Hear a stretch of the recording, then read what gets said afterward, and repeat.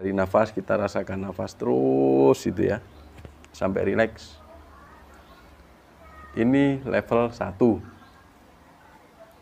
Jadi level 1 menyadari nafas.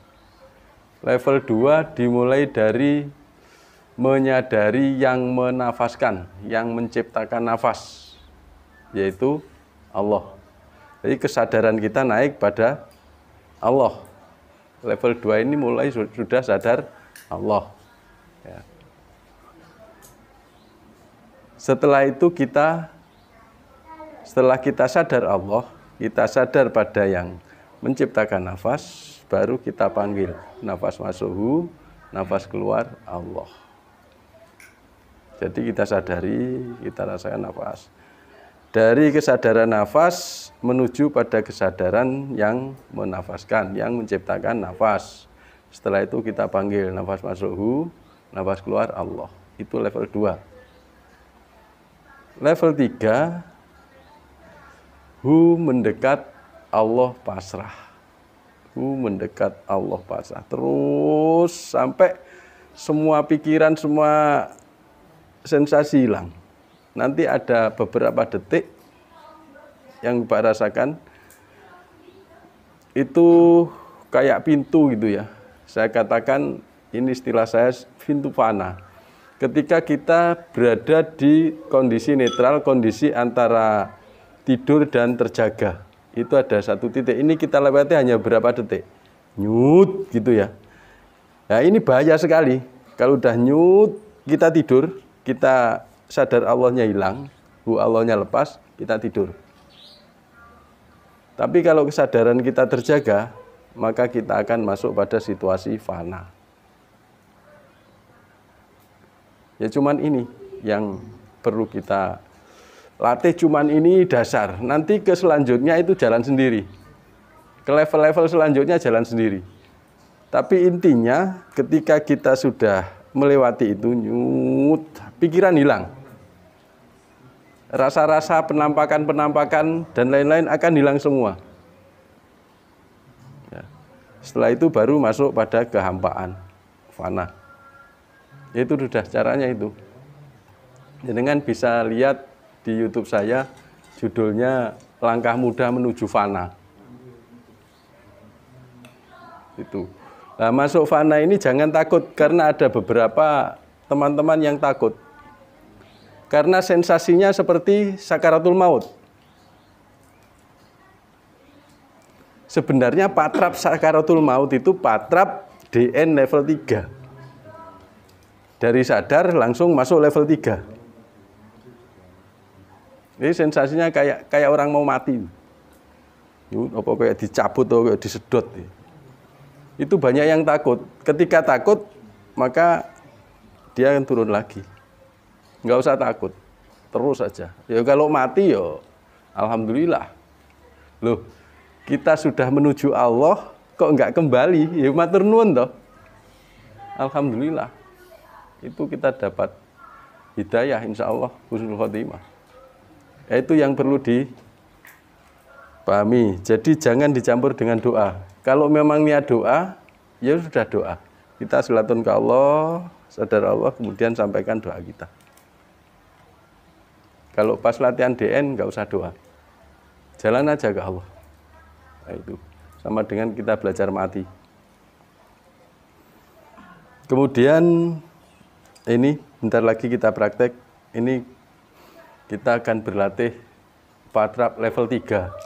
Patrap level 1 itu patrap gerak, penghancuran ego. Patrap level 2 patrap gerak rasa untuk kepekaan ya. Patrap level 3 ini sudah penajaman lagi ya. Ini yang memungkinkan situasi ini patrap level 3. Jadi jenengan berlatih saja, nanti nyampe enggak itu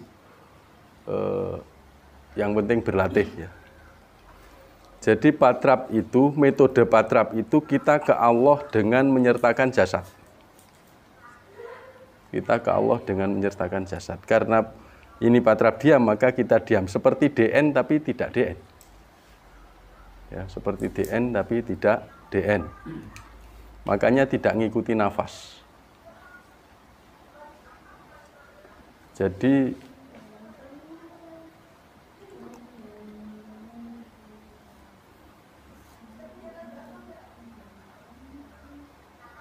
yang akan kita latih patrap meluaskan sadaran.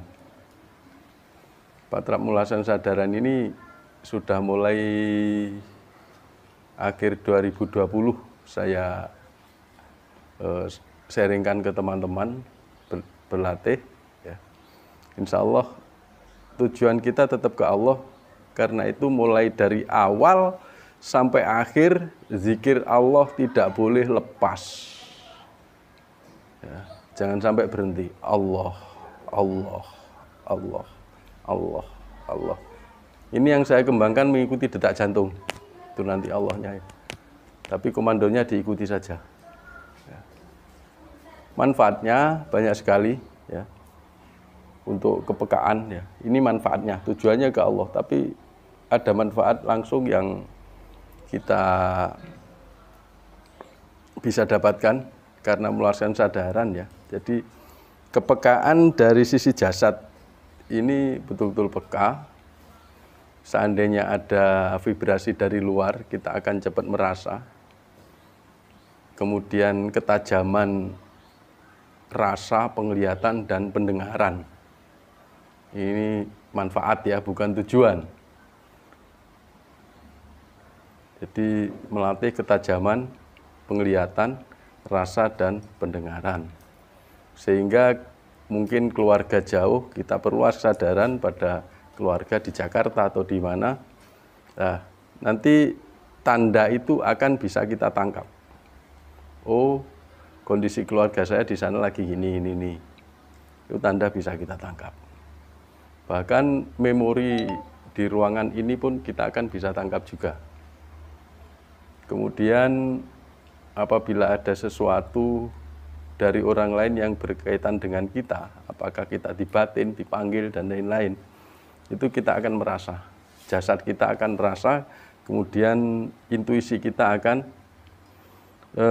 menuju pada sasaran. Misalnya komunikasi batin, insya Allah bisa ya. Jadi ini saya kembangkan. Ini yang mengembangkan saya sendiri, bukan dari Pak Pur, bukan dari apa ya. Mulai saya latihkan pada teman-teman. Nanti kalau seandainya oleh Allah diberikan kelebihan, itu untuk jenengan sendiri, tidak untuk dipamer-pamerkan orang lain. Tidak untuk membaca batin orang lain, tidak untuk menjatuhkan orang lain, ya.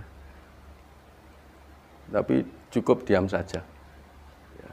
Jadilah orang yang umum, orang yang seperti orang umum pada umumnya. Jadi kalau ingin tahu masalah orang lain ya bertanya. Jangan tahu-tahu baca pikiran orang, baca masalah orang. Aduh, jadi main celek nanti ketauhidannya ambrol, rusak. Ya, jadi godaannya besar. Dasarnya man arofa nafsahu faqad arofa robbahu. Kalau kita kenal diri kita, maka kita akan kenal Allah. Jadi kita kenal diri kita. Oke, latihan ya. Duduknya bebas, saya komando.